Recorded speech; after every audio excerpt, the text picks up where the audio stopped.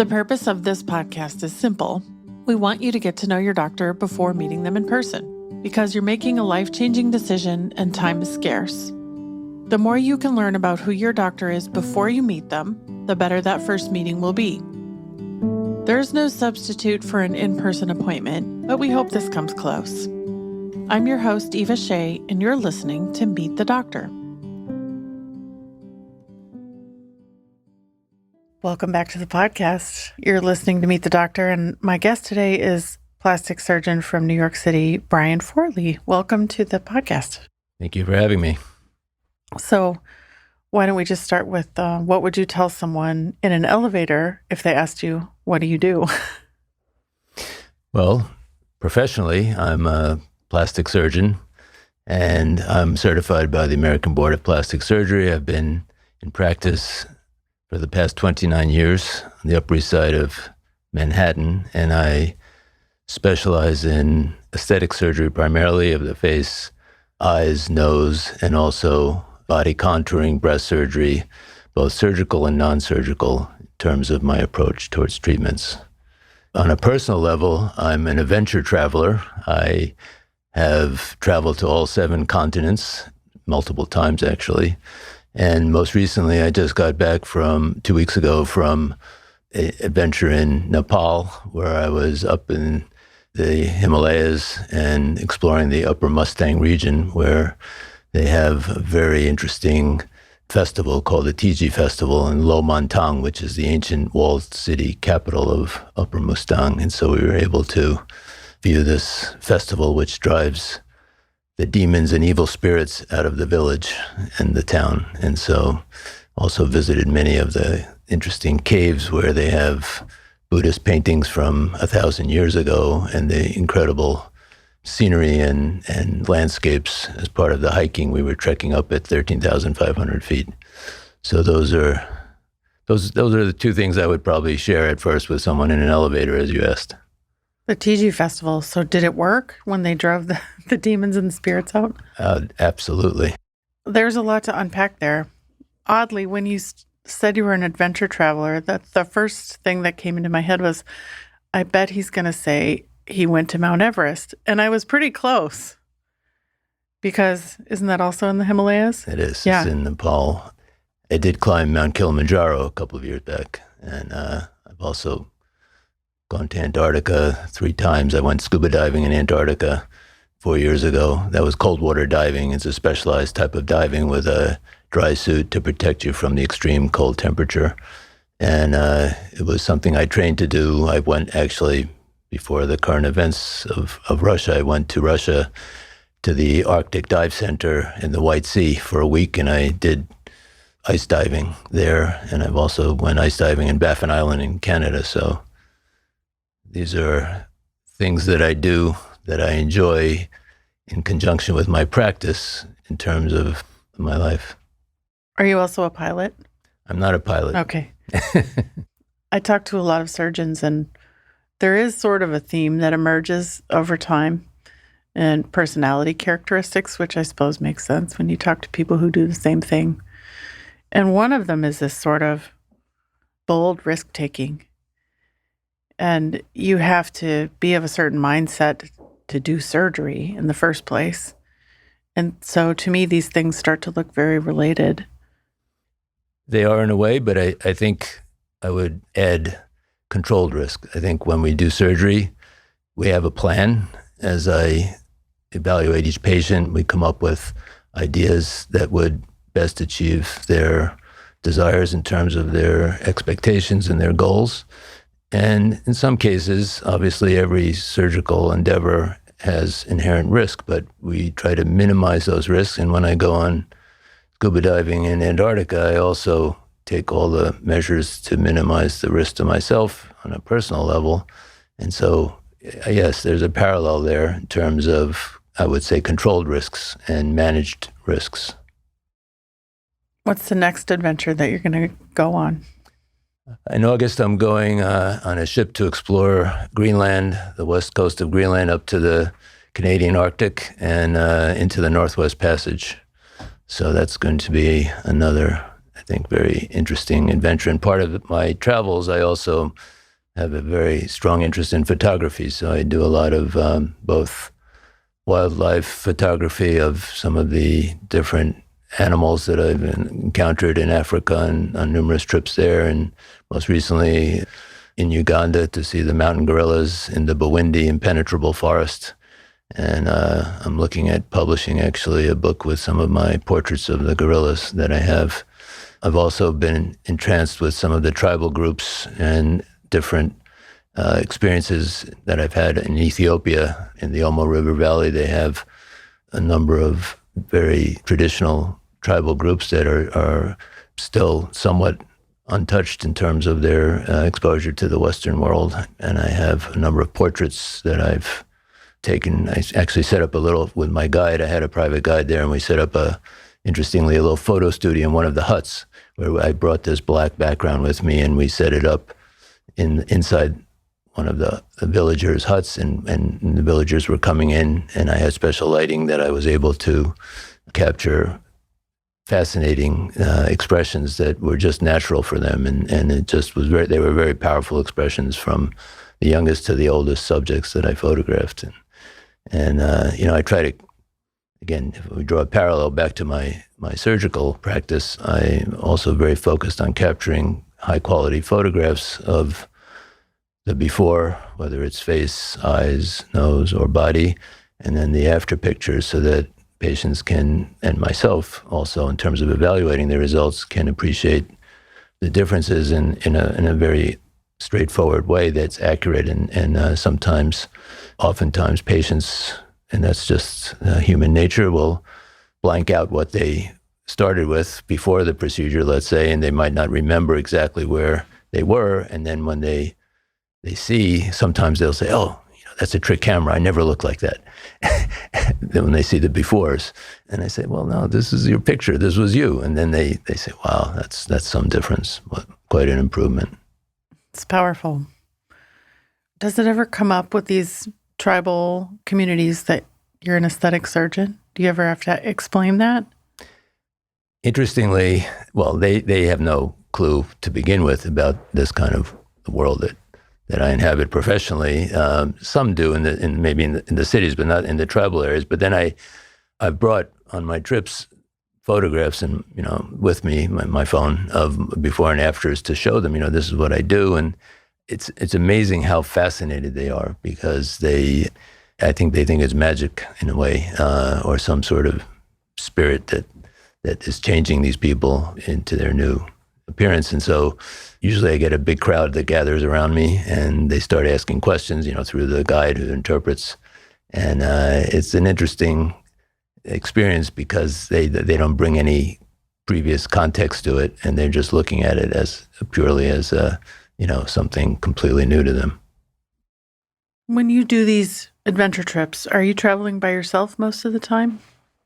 So it varies. This most recent trip to Nepal, logistically, it's not something you can easily do on your own. I mean, the roads are very difficult to pass, and with the guides and just the whole setup of transportation there, as well as arrangements for visiting the different sites in the hills and the very remote Buddhist temples and monasteries. And so that's with a small group. It was 11 people that's arranged with a travel company that does these kind of trips. But then I found also, for example, in Ethiopia, Uganda, in Madagascar, I actually searched online for local guides and small travel companies, and I interacted with them via email and established a relationship online that then led me to trust them, and we set up very interesting and unusual itineraries that you're not going to find with some of the more conventional travel companies. And a lot of times going to these places, it's very hard to find people that want to do these kind of things. So oftentimes I'm going on my own, but with the guides with me, and it's generally been a great experience all around. You have a lot of experience doing these kinds of travels now. Were there any mistakes that you made that you really learned from and learned not to do on subsequent trips? Can you think of anything? Well, I think other than because I'm very, again, careful with planning, I wouldn't say there were planning mistakes. I think sometimes logistically they're, basically with flights and transportation and things that cause delays. I think building maybe a little more time into some of the journeys to allow for those delays, so there's less of a stress factor. But I think spending also more time, I think in some of the villages where I was, I think would also be something I would want to do going forward when I plan future trips, allowing more time and trying to even get a greater in-depth experience in some of them. So I think, that's just something that you kind of feel just from, I guess, a successful trip because you want to do more of it.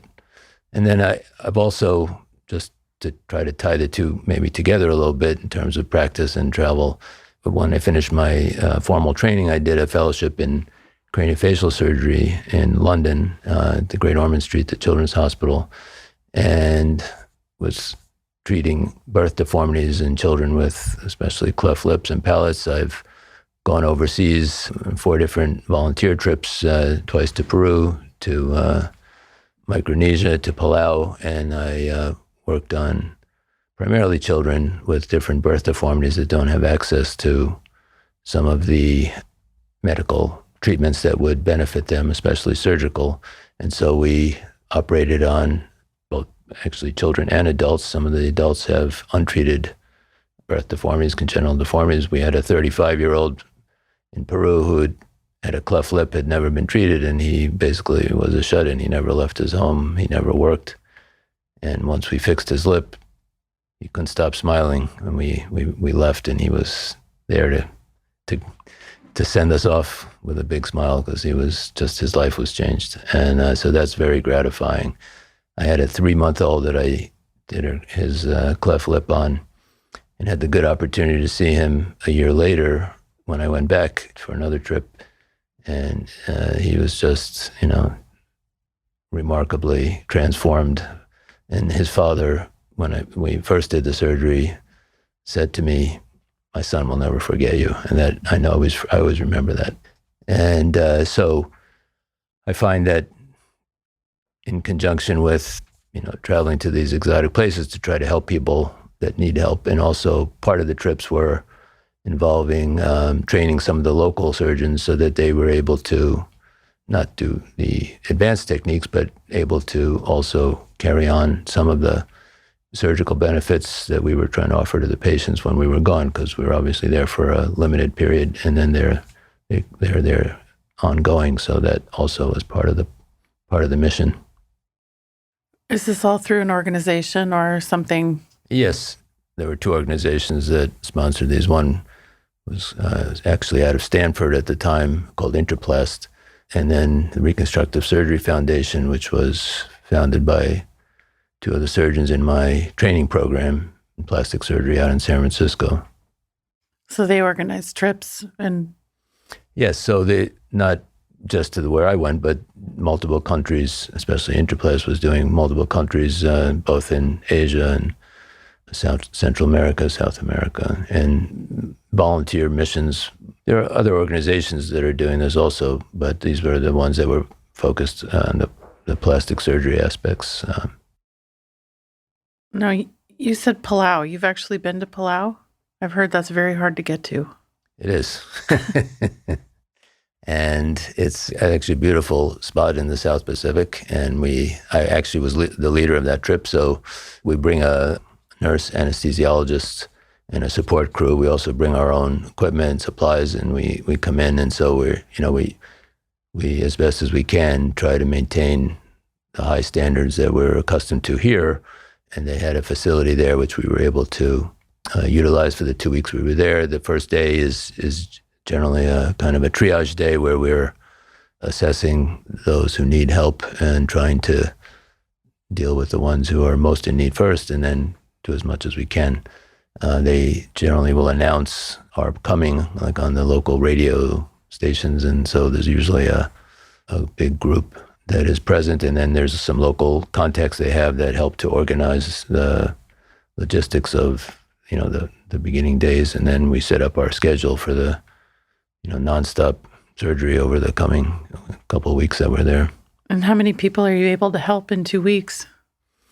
Well, each trip was different, but I'd say we have myself and then another surgeon, and so there's bigger procedures, smaller procedures, but I'd say we probably handle about 100 people, more or less, over that time. It's remarkable. How does this work and this travel and this part of your non-work life influence the way that you see your patients in your regular everyday practice?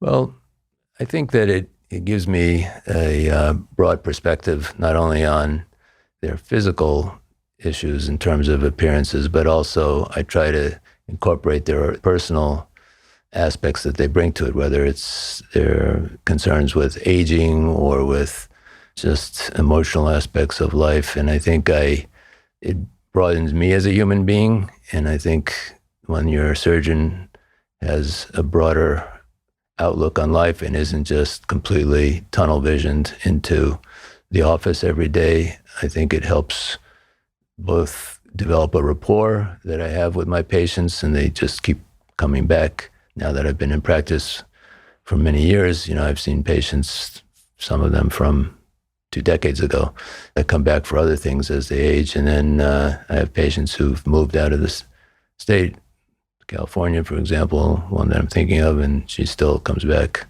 just because she trusts me. And so I think it gives me a greater kind of context in which I treat patients, and also humanizes me. And patients love to hear about my trips. And I have very extensive photo albums of all the different journeys in my office. And I actually post on Instagram.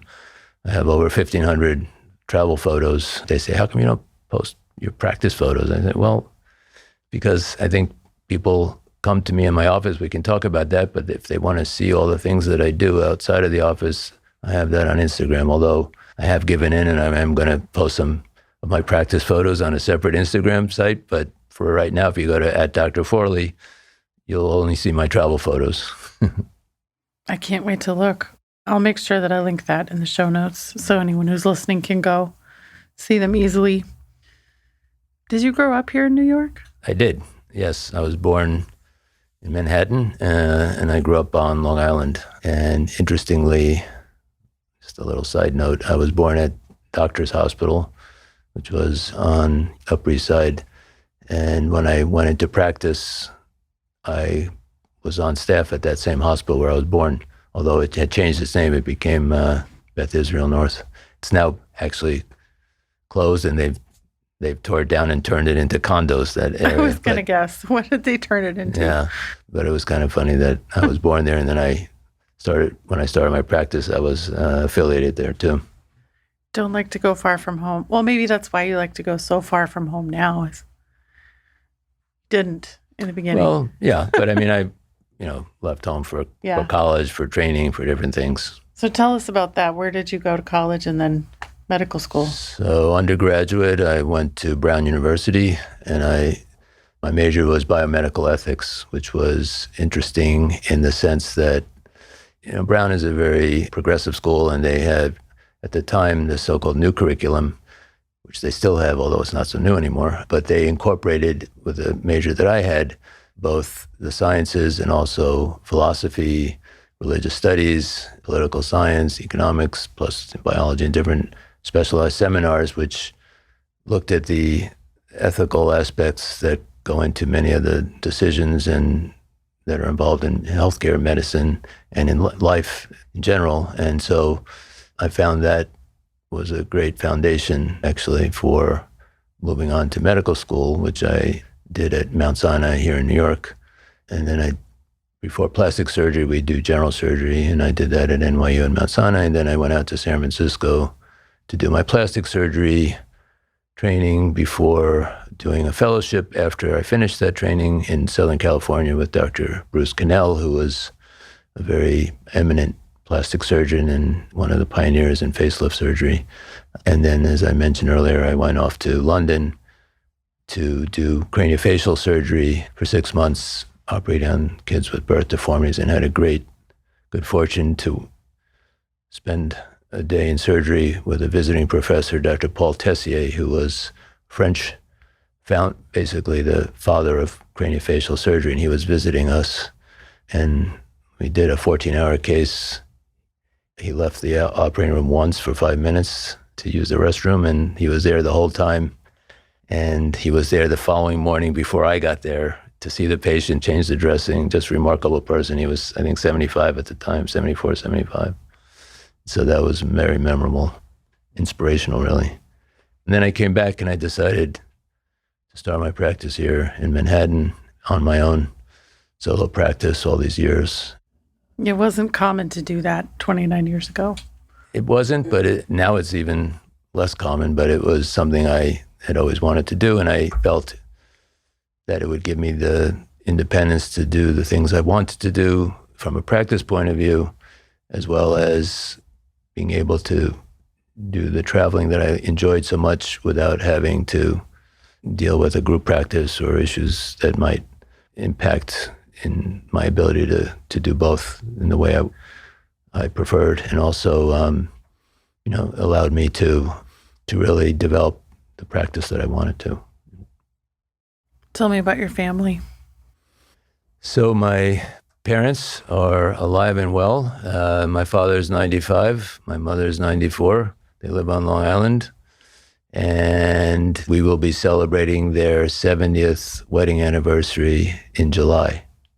So it's very, very special to have them around and doing quite well. They're living on their own in their home, and I'm going to be seeing them tomorrow. I have a brother who's an architect, and he teaches architecture, and my sister is a chef. She had a restaurant here in Manhattan for about 10 or 12 years, Verbena, down on Irving Place, which got many accolades, and now she's has a baking company, Flourish Baking Company, up in Scarsdale, where she lives with my niece and nephew. My niece is finishing, well, she'll be a senior up at Hamilton College, upstate, and my nephew is graduating from high school and going on to an engineering program at Union College. And so we're all very proud of them. Has anyone ever traveled with you on your adventures? From my family? No. No, you're on your own. I'm there. They enjoy hearing about them, but they haven't joined me. No. How do you suppose you got this adventurous spirit?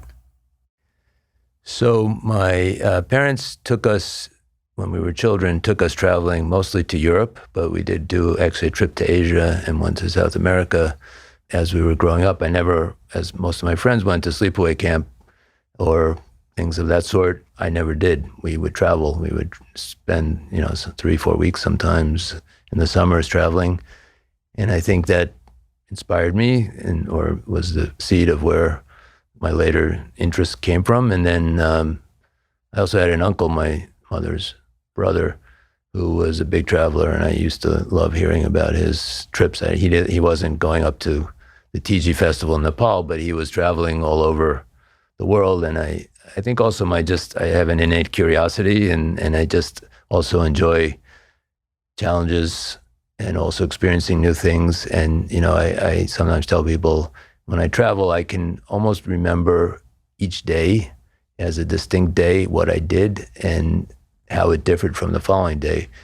In everyday life, sometimes it's hard to remember like what one day, how it differs from the next, because it's not a constant barrage of new experiences. It's good experiences, perhaps, but it's not so different on a day-to-day basis like it can be when you're traveling. I just find that to be very exhilarating, to be able to have different experience, sometimes not knowing what the day will bring. I mean, usually I have a pretty good idea of what's going to happen next week here in my office, but sometimes I get surprised, but usually I have a pretty good plan.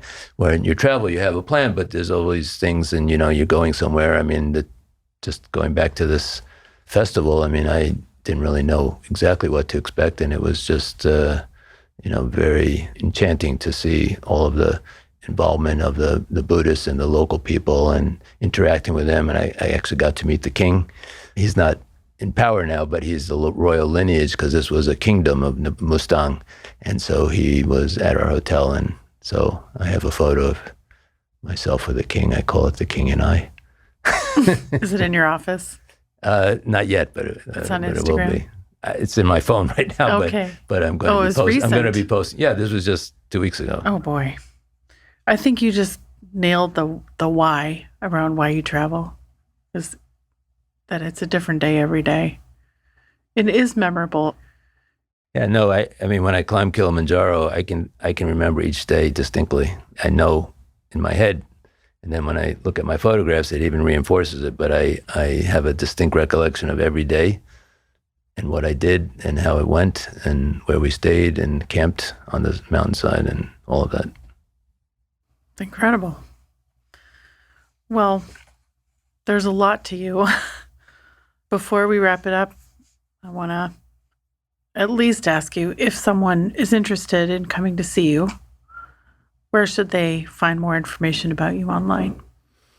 Well, I would say encourage them to start with my website, drforley.com, because we've actually, over the past several years, I am somewhat of a perfectionist, and it took several years to actually finally launch our website after a long period of development. And I think it has very good both educational components to it in terms of the writing, which I all did myself. All of the text is all from me, and also examples of patient examples, before and afters, as well as some opportunities if they choose to visit.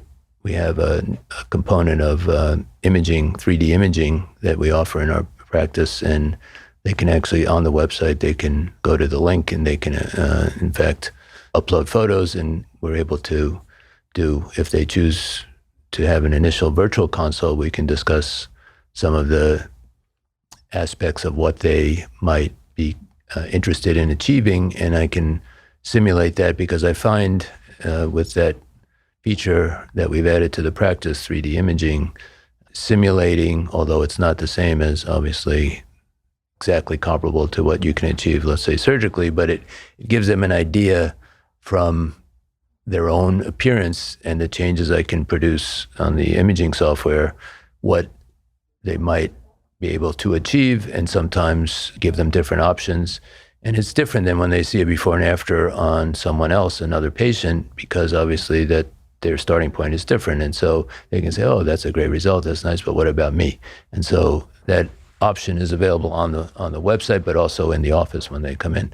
And then we have materials that they can that we provide to the patients as well. But I think the best starting point is really the website, because I've spent a lot of time developing it, and I think it's reflected in what patients have told me in terms of their experience with it.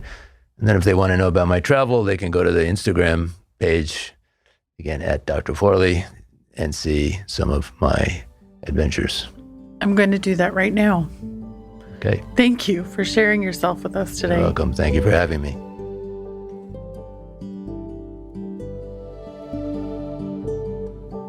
If you're considering making an appointment or are on your way to meet this doctor, be sure to let them know you heard them on the Meet the Doctor podcast.